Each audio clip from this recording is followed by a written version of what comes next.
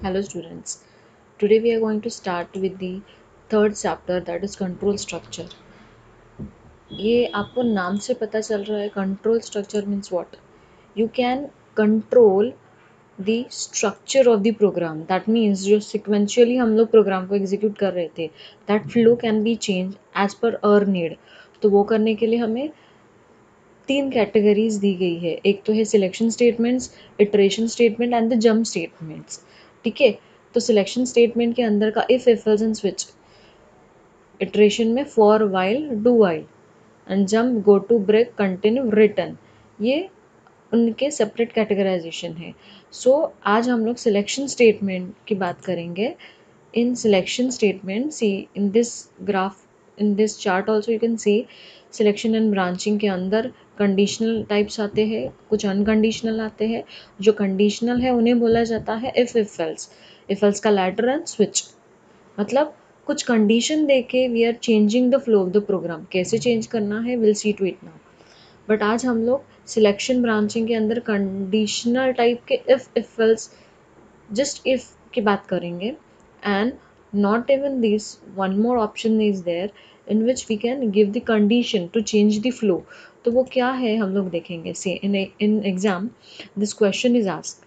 Question क्या है, state any 4 decision making statements. कोई भी 4 डिसीजन मेकिंग स्टेटमेंट्स देने हैं कि जिसके थ्रू हम लोग डिसीजन ले सकते हैं वाइल राइटिंग द प्रोग्राम। जो कि अभी मैंने बताया आपको, इफ एल्स स्टेटमेंट्स होते हैं। इफ एल्स, इफ होता है उसका लैडर बोला जाता है। नेस्टेड इफ एल्स होते हैं, स्विच स्टेटमेंट होता है and even one more, this is conditional operator statement. ये भी हम लोग देखेंगे सेपरेट, इसके ऊपर क्वेश्चंस पूछे गए हैं। How we can write with syntax, I'll explain this also.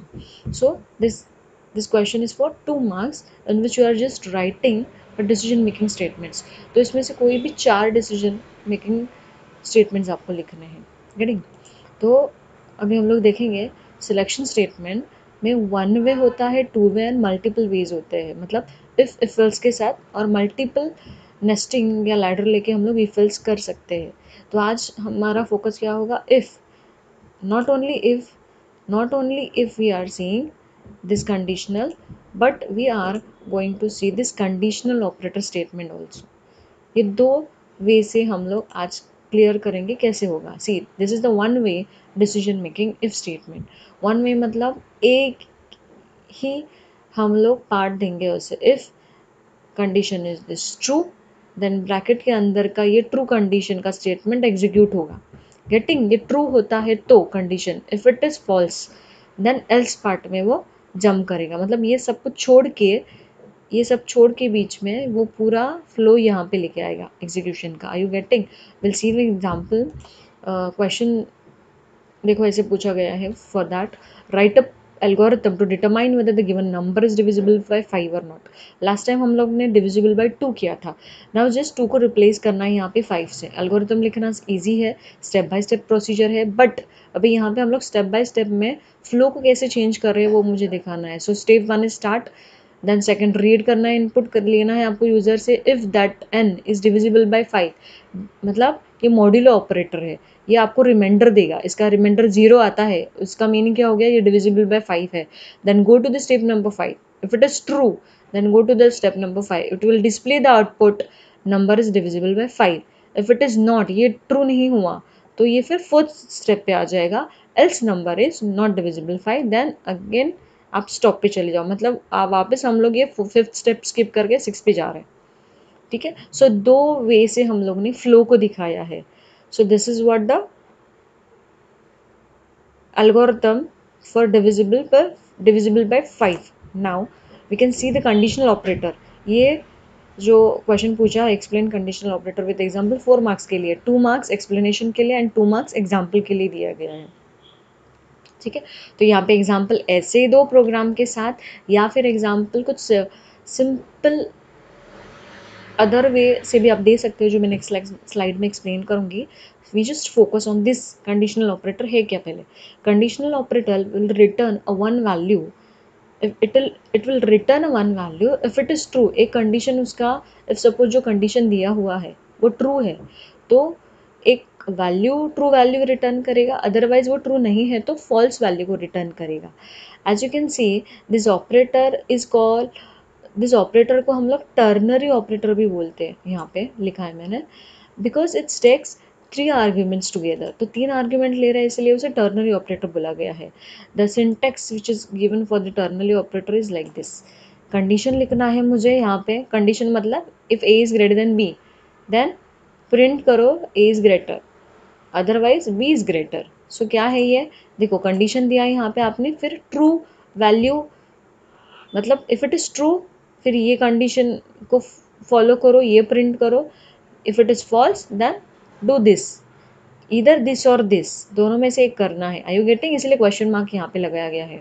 So example के साथ देखेंगे, देखो यहाँ पे हेडर फाइल को इंक्लूड किया stdio conio dot H, then main function में void मेन में डिक्लेयर किया variable I to locate the space on your memory, then clear screen to clear out previous वाला आउटपुट फ्रेश पेज लाने के लिए, then printf enter a number, हमें number लेना है और जो कि डिविजिबल बाय 2 है तो वो इवन है, डिविजिबल बाय 2 नहीं रहेगा तो वो इवन नहीं है, ये हमें प्रिंट करना है। So how I am going to take it, first take the first number from the user, तो एंटर किया नंबर यूज़र ने, तो वो स्कैन करके मैंने कहाँ पे ले लिया, as a it is of integer percent D, integer category है डेटा टाइप, तो इसलिए परसेंट डी लिखा है एंड एम्परसेंड साइन आई से वो स्कैन करेगा और आई नाम के एक वेरिएबल में जो डिक्लेयर किया है यहाँ पे वहाँ पे स्टोर करेगा ये। Are you getting, so in this way ये स्टेटमेंट से हम लोग वैल्यू को आई में स्टोर करेंगे।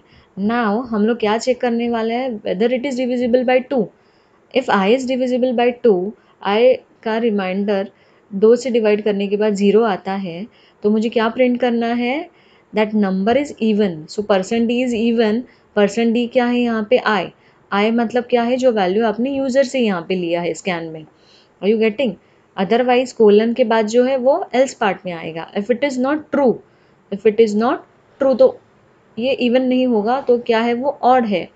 इफ़ सपोज फॉर एग्जांपल मान लो मैंने आई में पास किया, यूज़र ने आई में पास किया 4, अभी 4 डिविजिबल बाय 2 है, यस, तो ये फर्स्ट कंडीशन को एग्जीक्यूट करेगा, तो क्या प्रिंट होगा, 4 इज डिविजिबल बाय, तो 4 इज इवन करके प्रिंट होगा। So this it will print, if it is divisible by 2 even print करेगा, understanding.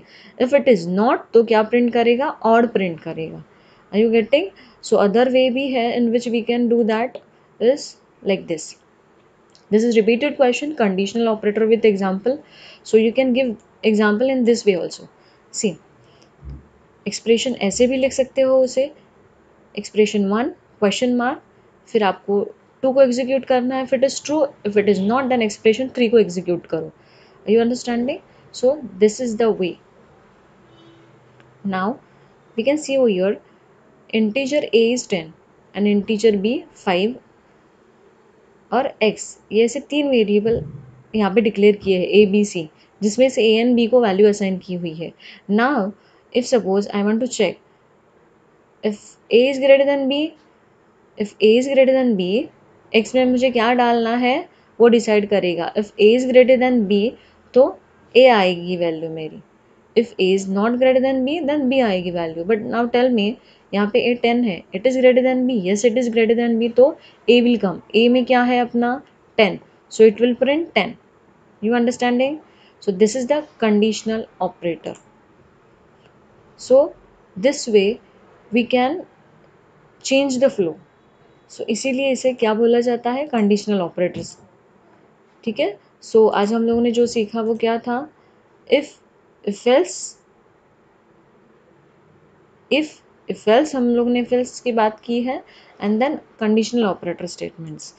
We will continue in further lectures, हमें नेस्टेड कैसे करना है, ठीक है, स्विच क्या है, अनकंडीशनल क्या है, एंड देन लूपिंग क्या है और उसके बेस्ड क्या क्वेश्चंस पूछे जाते हैं। ठीक है, थैंक यू सो मच।